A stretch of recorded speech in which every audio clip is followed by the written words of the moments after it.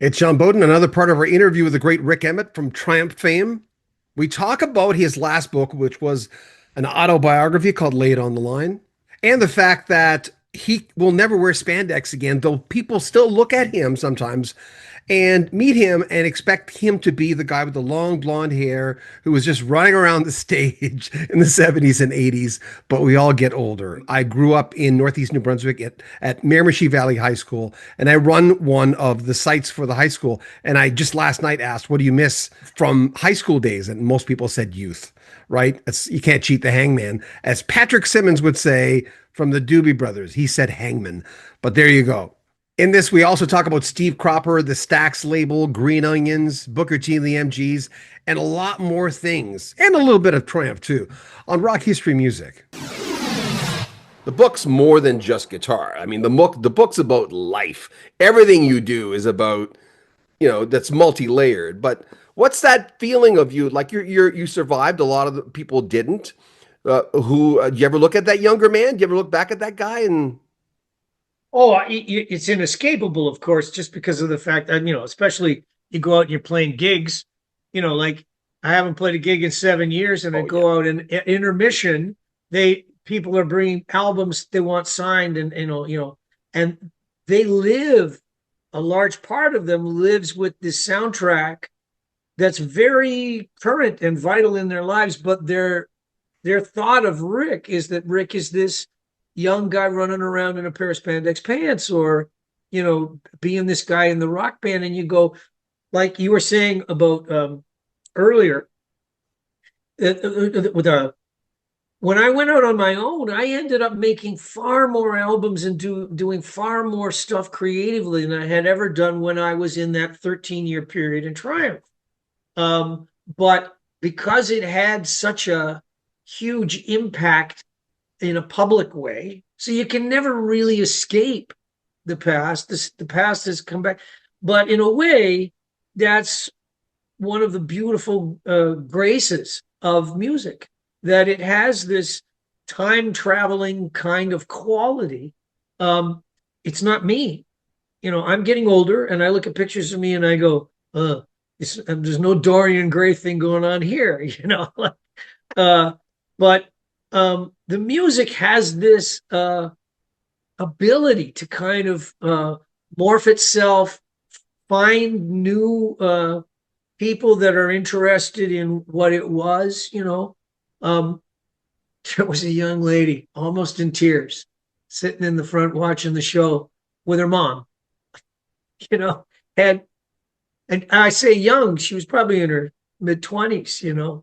So, but when you see something like that, you kind of go, wow, you know, time sure flies, and I'm this old fart that's got, arthritic knees, and I see pictures taken at the gig, and I've got like this dowager's hump, like it's the guitar player neck, it's like I'm like this, I go, "Now, that's not very flattering." And proper, I mean, guys of my age, here was the guy, you're playing in basement bands, and Green Onions, and Soul Man, and Hold On I'm Coming, and so the Stax Volt stuff. He was the producer on a lot of those sessions. He was the guitar player on a lot of that stuff.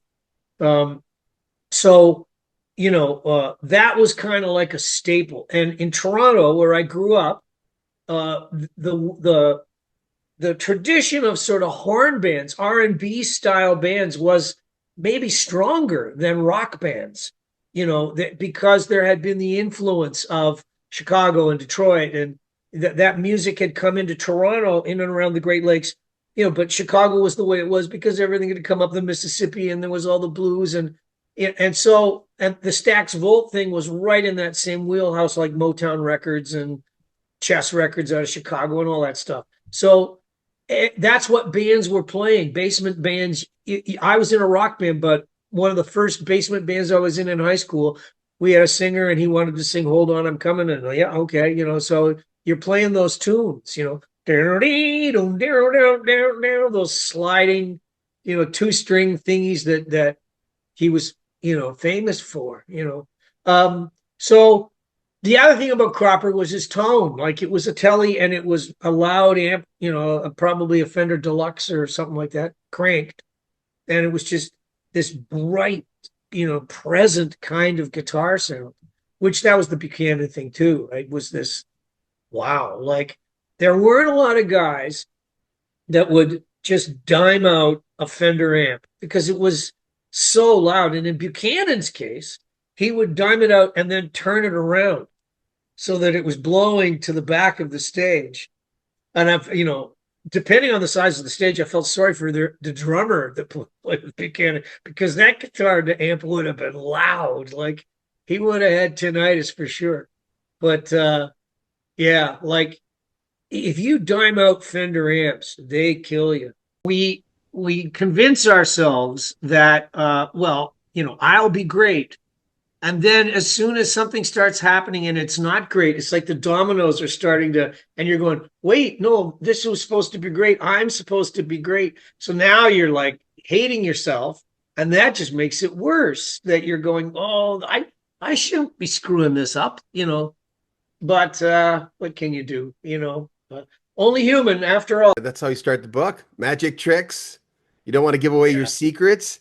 And by the Yeah. way, I love the concept. I love the concept of going, oh my God, can you imagine if Elton John would have done this, or Billy Joel, or Zeppelin, or Jimi Hendrix, of going, I want, because it started for me when I read No One Here Gets Out Alive, I think it's called, the one about the Danny Sugarman book. I remember going, I'm going to reintroduce myself deeply into the Doors and go on each album and really get the story. And I've never had that kind of depth in learning. So where did that come from that you were going to do this? It was like a gradual kind of thing. I mean, all my life, I've kind of thought about the idea of wouldn't it be cool if, like because I am a kind of an hybrid integration kind of guy, you know.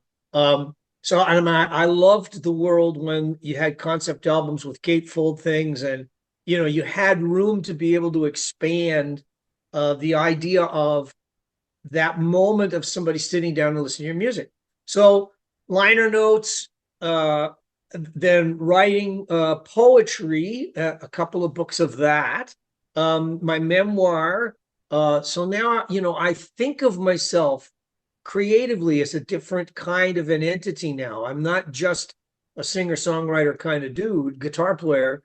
It was like, no, I'm a writer. Bottom line. I mean, I'd always said in interviews, no, I'm a writer. I'm a songwriter. That's really fundamentally what I am. But now the songwriter sort of turned into more like, no, writer of prose, writer of poetry, writer, like just writer. Ask me to participate in writing a script. I think I could do a good job. Ask me to participate in writing a speech. I think I could help write a good one. Writing is, it's a conceptualizing kind of thing. So, that's where it started. And I designed the guitar, and I was writing guitar pieces. And then I'm thinking, well, maybe the guitar pieces could all be done on the new guitar, all of them. Would that be possible? And I'm sort of exploring that, and I'm doing little demos onto my iPhone, and I'm going, I think this could work. Then I'm going, okay, liner notes. Okay, so now I'll give you, this is how devious I am. During COVID, I had written another book of poetry. And I was thinking, how am I going to talk Michael Holmes at ECW, who's my editor? And he has sort of he has pull and push there because he has his own, it's called Misfit, his own little label inside of the ECW press thing. So he can kind of, if he decides he wants to do something, he can. And he's a guitar player, and he loves guitar. And let's not forget, ECW was a publisher that had Neil Peart books and stuff. They were not unaccustomed to the idea of, hey, let's do something wild. Let's do something with a lot of moving parts to it, moving pictures. So anyhow, that was a little joke there. Moving pictures. That was a Rush joke for your Rush fans. Yeah, It's right okay. there. So No, yeah, it's there you it's go. so, you know what's in front of it, by the way? Johnny Mathis's greatest hits. Talk about You talk about both sides. There Do you you go. always have the Triumph Progressions of Power one there, or is that the one you put No, in when you're, I just slipped it in before the interview. yeah, okay, I've got yeah. two. I've got two there. Yeah. This okay.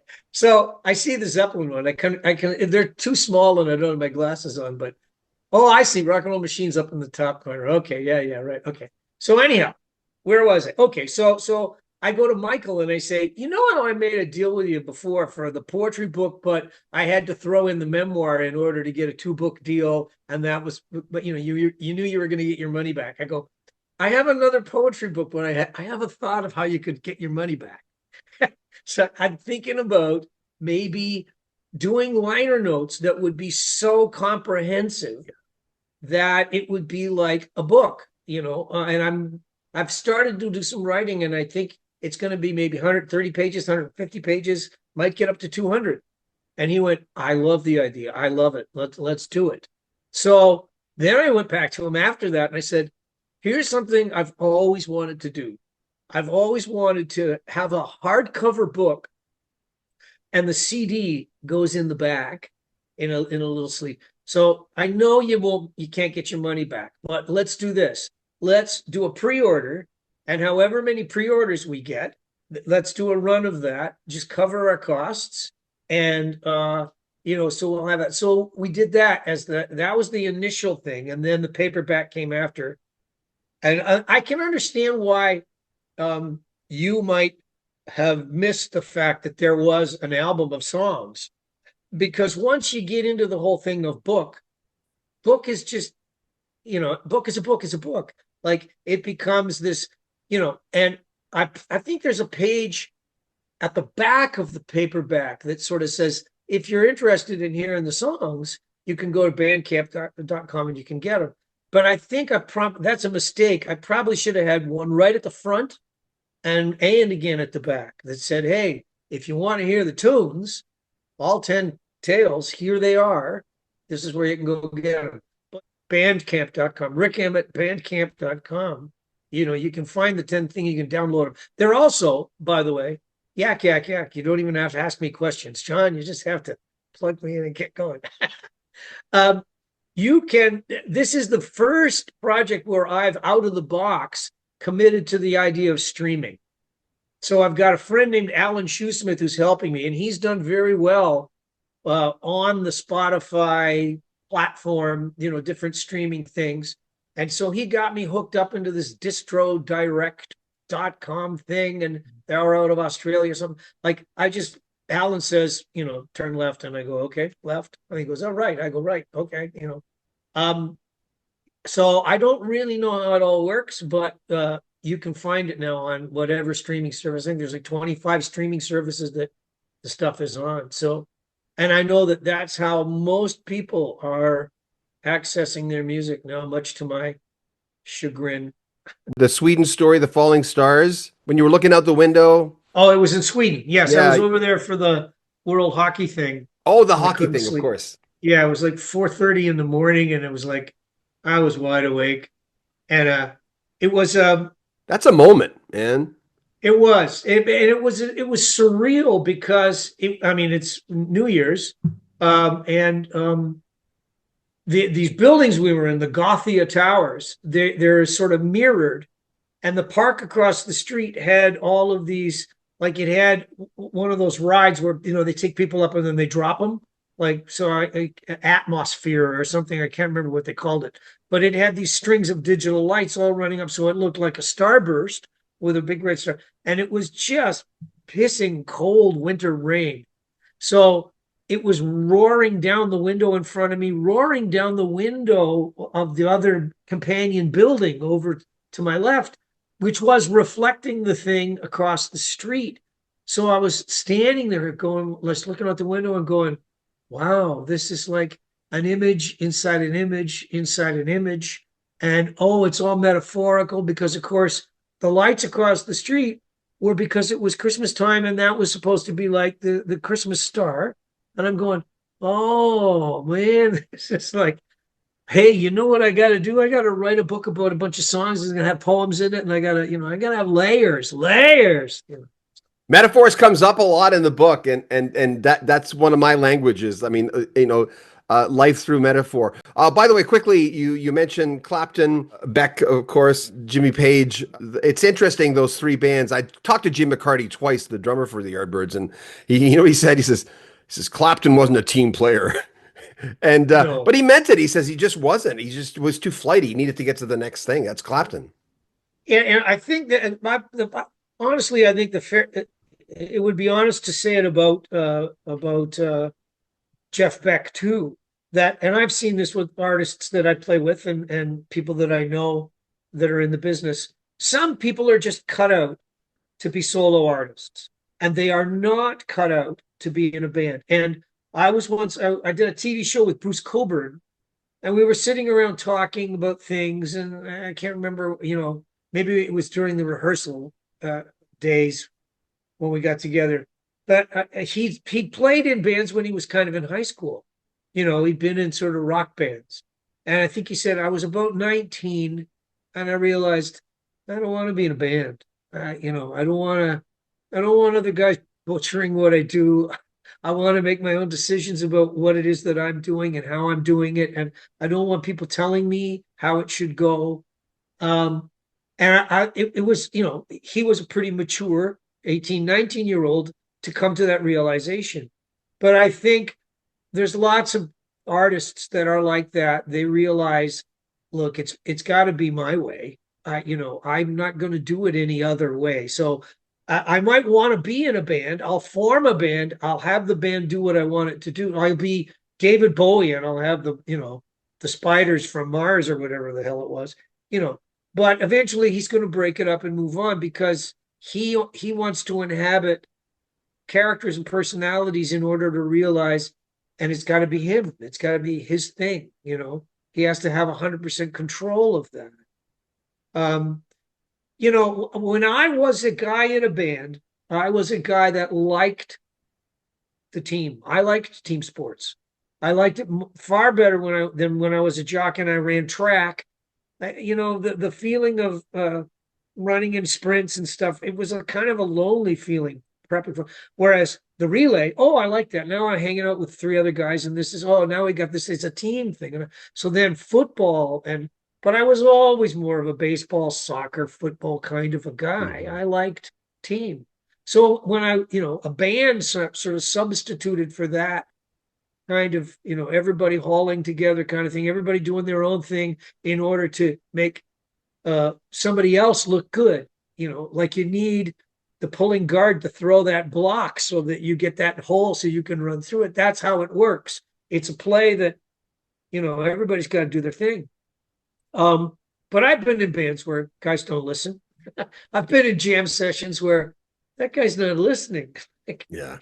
It's too bad because the train is going right off the rails. You still have the creamy finish maple Telecaster that the used one you bought? You talk about that in the book. Oh no, long What gone. happened to it? In those days, in order to move up in the world, you had to sort of trade in what you had in order to, pony up enough cash to get into something else. And the Telly, I don't think it survived. When I went to Humber College, I think I wanted to have something that was like, oh, I need, an arch top. I need a Gibson. I need something that's, like more of it has to be like a rock. Like I loved Steve Howe of Yes, and I wanted those Gibson, like he had those big monster, an ES5, and he had an ES 175. And I was going, yeah, those are great. They were hard to find used. We're talking 1970, 71, the Telly, you could find those, and a lot of guys had them. And in truth, it probably would have been a perfectly good guitar just to keep. But, when you're young and you're foolish and you're kind of going, no, I want to have a new image, and I went through a lot of guitars from about 70 through to about 70, 70, I'd say 6, like already into Triumph. I kept flipping them and trading them in and getting new ones and buying new ones. And of course, I had more money, so now the collection could grow instead of just having one electric and two acoustics, or 3 acoustics and 2 electrics. Now you could have 4 electrics and you could have 10 acoustics, and the disease never goes away, so. But yeah, I think one day I sat down, and in a diary I just tried to write down every single guitar I could remember owning, and I got to about 500 on the list. Yeah. But you get to a point where you're getting endorsement deals, and companies sometimes they'll give you something and say, "Hey, try this. This is one of our new models. Try it." And you try it and you go, "Yeah, I don't like it. I'm going to give it back." Sometimes they would say, "Well, you don't have to give it back." And you go, "Oh, okay." So they're sitting around in the warehouse, and then I'm going to a friend of mine that was teaching high school. "Hey, do you need a new bass at the school because I got one lying around in the back." And they go, "Yeah, we could use that." Yeah. I go, "Oh, let me throw in a guitar too, because I got a couple of those lying around." So, yeah, there were many years of that, as well as, the disease of, well, I need to buy this because this is my ego is telling me I have to have one of those. Thanks for watching our video. Remember, always subscribe to our channel, click the bell notification, and don't miss anything. Comment on our videos, like them, and share them on social media. I'm John Bowden. This is Rock History Music.